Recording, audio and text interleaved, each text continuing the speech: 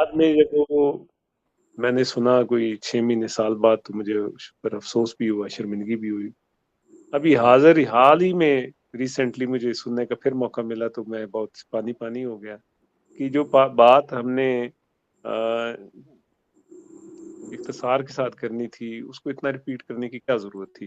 तो अब अगर वही सवाल मुझ पर आज अगर किया जाए, तो मैं 1 मिनट में उसका जवाब दे दूंगा, और हो सकता है अगले चंद सालों में रिफाइन जैसे हो रहे हैं हम डे बाय डे, तो फ्यू सेकंड्स में उसका जवाब दे दिया जाए। तो मेरी बहनें और मेरी बेटियां बिल्कुल हेजिटेट ना हो, और इनकरेज करते हैं हम उनको इंशाल्लाह। और ये जो प्रोसेस है रिफाइनिंग का, तथहीर का, बेहतर होने का, ये चलता रहता है। और यही सबसे बड़ी आपकी एसेट है, लर्निंग है, कि कल आप, आज भी आप दाई हैं और कल भी आप दाई हैं। तो ये जो दाई हजरात हैं, इनके लिए बड़ी हिकमत और बसीरत के साथ अल्लाह और अल्लाह के रसूल की बात करने की जो एक कमांड और सलाहियत होनी चाहिए, वो बदरजा अतम डेवलप होती है फिर। तो इसके लिए ये ज़रूरी नहीं है कि भले हम आलम फाजल भी हो जाए, तो आखिर बयान तो करेंगे एक दिन। और ये बयान से बयान, और उससे फिर बयान, और इसी तरह बयान दर बयान हम इस काबिल हो जाते हैं कि खुद ही अपनी इस्लाह भी कर लेते हैं। खुद ही ये सिलसिला है रिफाइनिंग का, तो हम रिफाइन होते चले जाते हैं अल्हम्दुलिल्लाह। तो ये मैंने खुद देखा है। मुझे खरके खिलाफत अपने उस्ताद मोहतरम की तरफ से आज से कोई तकरीबन 25 वर्ष पहले मिला था। तो बहुत, मैं उस वक्त क्वाइट यंग था। तो इस इल्म भी नहीं था कि कितनी बड़ी फजीलत, कितनी बड़ी दौलत और कितनी बड़ी अजमत मर्द कलंदर की तरफ से अनायत कर दी गई है।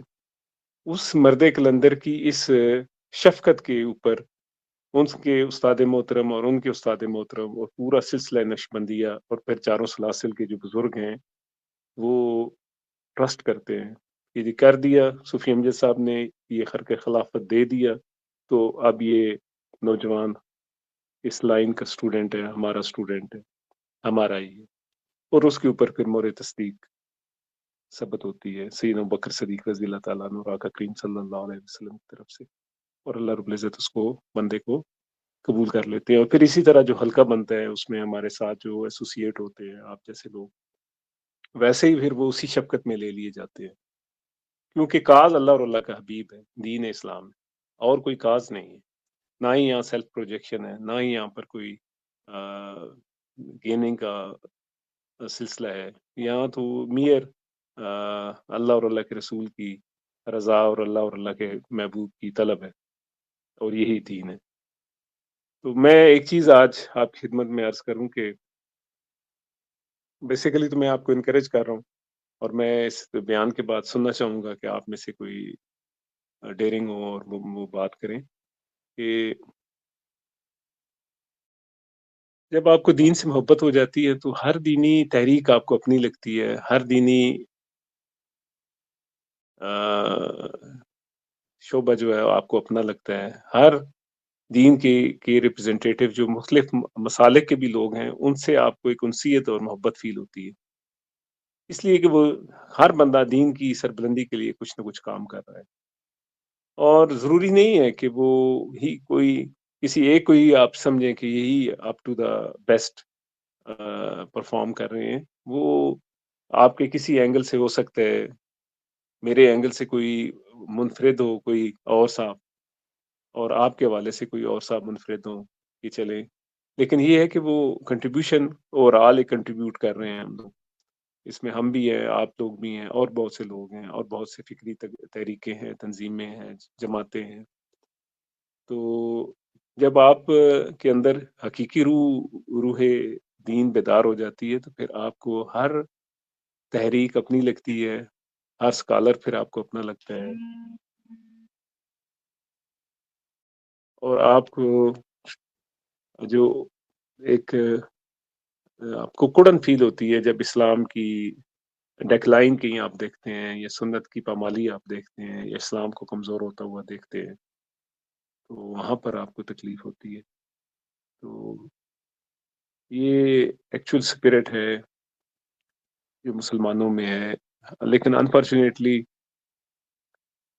ہمیں مسالک میں تقسیم کیا گیا ہے، اور مکتب فکر ہمارے جو ہیں وہ بنائے گئے ہیں، اور اس کی جو ابتدا ہے وہ انگریز نے کی ہے، اور اسی طرح فتنہ قادیانیت بھی انگریزوں کی